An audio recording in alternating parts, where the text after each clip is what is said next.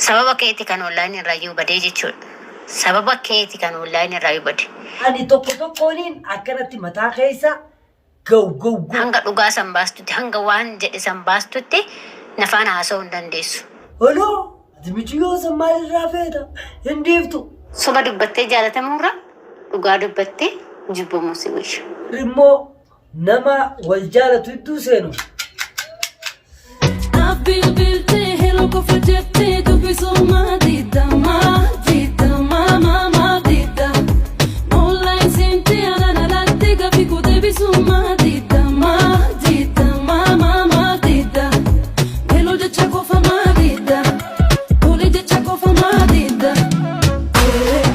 السلام عليكم ورحمة الله وبركاته. جرجرتو دعوتو فردوتو ما في ميديا شباب كم جرتا بكم جرتن نجني ربي قدام سبرا هجراتو سنين جتشا راس دي بنجر مالي ولد دي بنجر شو كيسان حفين كم ونولد دي بنجر نمو وان باية تجر واني باية جرتو مال فات خجو يجرات تكتا كارسني برام قوفين في جراتو رمتي رجيسو مال جني يجيكارا دوبا لالتوانا غري يكارا وازا Iji gara dubatti laalte waan agarree tammutaan of keessaa baasanii jette Oromoon.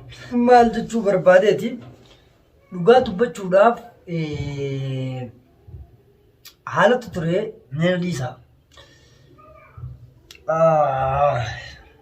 Meenadiisi. Haalatu ture waliin quba qabna. Anaafi siifoon yeroo dheertu wal jaalannee turre jaalala teenyaas waliin oofachaa turre amma nama seene jechuudha namni seene gamanatti bittim godhuurratti argamee jechuudha namni bakka tana seene iddoo tana seene waan kana godhaa jiru hoo eenyu faadha akkamiin maaliif kana godhan siifoon maal jechuu jirti hanga ammaan tanaa siifoon bilbila najalaa kaasuu maaliif diddi sagalee qofaa sagalee sanuu ani hin kaasuu waan dhoysitee akkasana goota kajettu qofa yeroo takka naa qaqqabde kanaaf dhugaadha siifoon na jaalatti anilleen siifooniin jaaladhaa jechuudha haa ta'u garuu warri bakka tana seene iddoo tana seene uma akka harkachuu hin dandeenye isaaniif ibsuu barbaade maaliif irraa dhaabbachuu qabdan jechuu barbaade kana qofaa miti waan baay'ee as keessa jira wanni baay'een jirtu namni yoo jaalate maali way badiidha hammeenya kun rakkoo takka illee wanni qabu hin jiru maaf iddoo tana ilmi namaa seena kaan bilbilaan na rakka ati sirraa maal barbaada ati maalumaatu nama galchee duti yaafta isiidha naafisii walii ta'e nu wal jaalate maaltu nama iddoo tanatti of dhageessu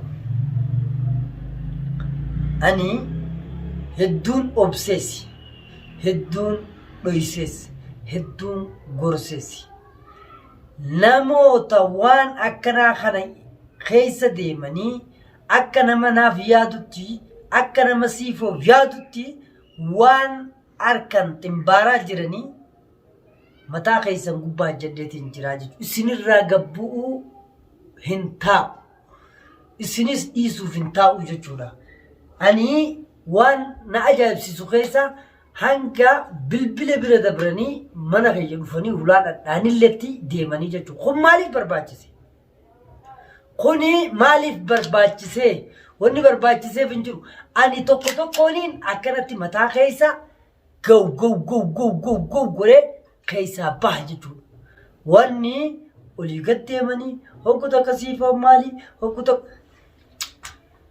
waa'ee siifoo fi numaaf isaantu waliin nu fide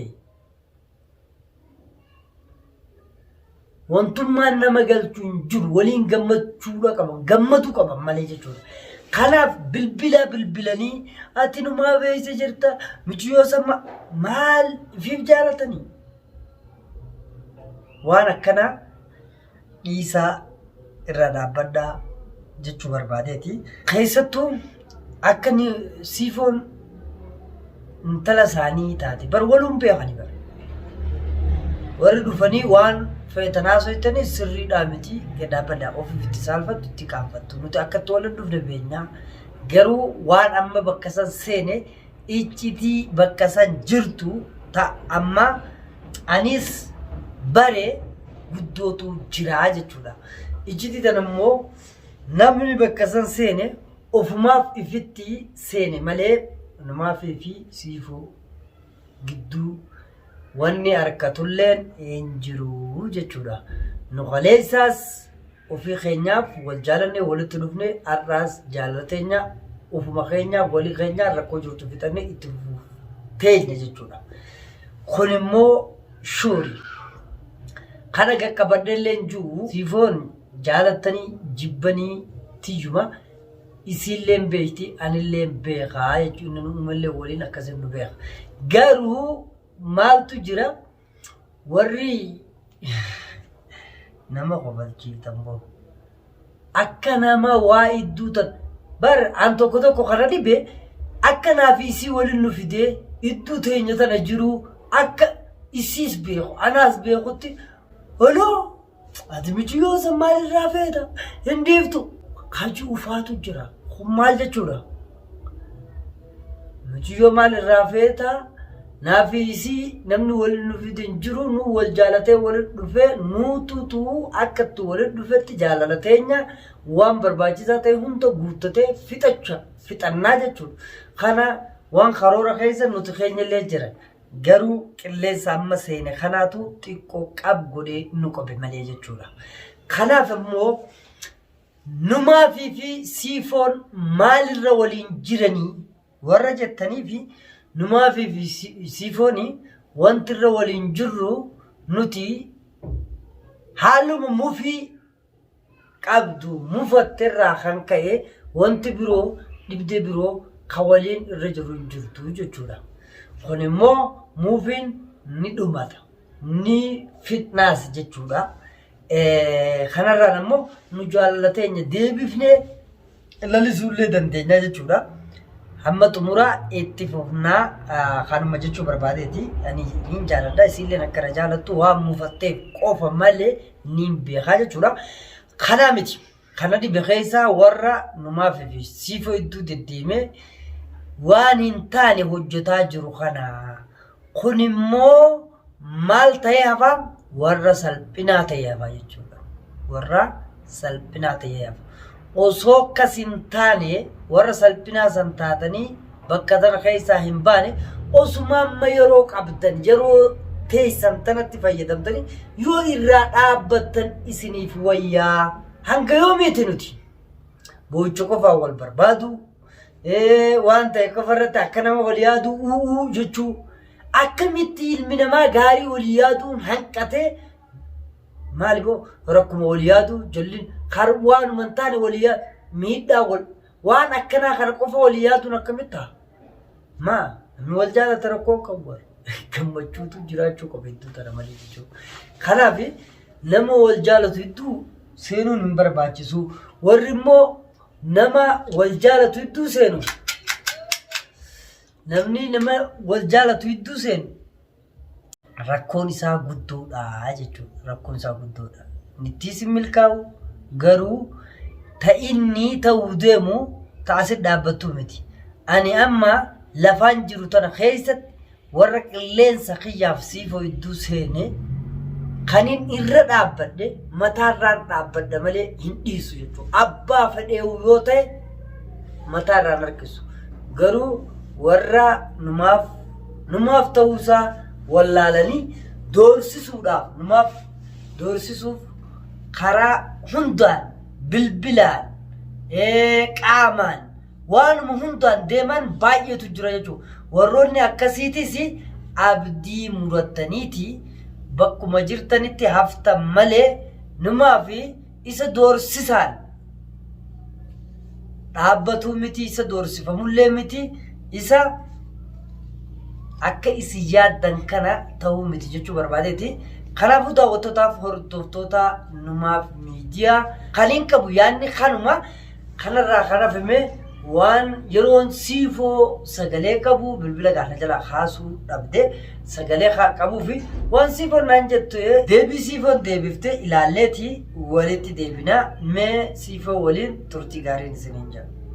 Maali qoy kana ammaan kana gaafattuuf jechuudha. Eessa baddee maali baddee onlaayinii irraa kottu yeruma takka baga ammayyuu wallaan irratti na agartee raawwattee na gaafatti. Duraan eessa deemte? Sababa keeti kan wallaan irraayyuu badee jechuudha. Sababa keeti kan wallaan irraayyuu bade. Ishii bade immoo maal gochaa manatti barreessitaa? Maal gochaa natti bilbiltaa? Maal gochaa sagalee na argita? Ani hin barbaadu sin jedhee jira bar. Hin barbaadu bakka hin barbaadu. Hanga dhugaa san baastutti hanga waan jedhe san baastutti nafaan haasa'uu hin dandeessu. Kana hin ta'u jettu immoo iccitiin kee gana takka takka yaa'a. Ammas dhaga'ee jira iccitii kee. Iccitii of duuba godhattee akka namni nama hin dhageenye akka namni nama hin beekne wayii waan biroo haasa'aa oolta. Fakkeessuuni nama jaalachuun jaalala hin taatu.